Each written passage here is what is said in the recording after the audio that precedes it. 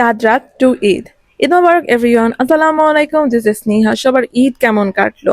আসলে যখন আমি বাসায় আসি তখন আমি চেষ্টা করি একটা ফ্যামিলি গার্ল হয়ে থাকার, যদিও আমার বাবা মা বলে আমি না, স্টিল আমি চেষ্টা করি। পরে শুরু হলো ঈদ ডে।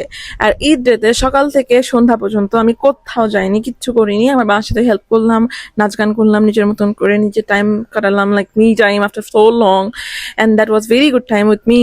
অ্যান্ড তখন আমার বোনরা বাইরে গেল, অ্যান্ড আমার তো ফোন নষ্ট হয়ে গেছে, সো আমি তো আমার বোনের ফোন ইউজ করতেছি, so I can't use my phone to film anything. So সারাদিন কোনো ভিডিও রেকর্ড করতে পারিনি। And then I actually went out for the date, like night out with my mother. কারণ আমার কাছে মনে হয়েছে আমি তো সবসময় ঘোরাঘুরি করি, আমি তো ঘোরাঘুরির উপরে থাকি, কিন্তু আমার মাথা বের হইতে পারে না।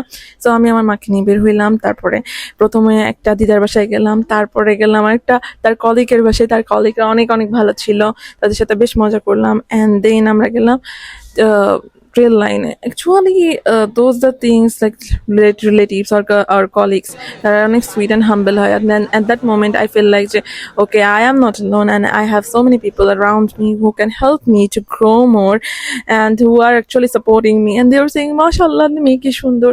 I was like হ্যাঁ আমি তো অনেক সুন্দর, আমি তো জানি। সেলফ অবসেসড মানুষ অ্যাকচুয়ালি। যাই হোক, so I had a very good time. And then আমরা চারজন, লাইক আমি, আমার ছোট বোন এবং আমার বাবা মা মিলে আমরা রেল লাইন ঘুরলাম। অ্যান্ড গত বছরের মতন এবারও আমাদের ফ্যামিলি পিকচারে আমার মেজো বোন অ্যাবসেন্ট, লাইক ফর এভার, ও সবসময় অ্যাবসেন্ট থাকে। So this is for it.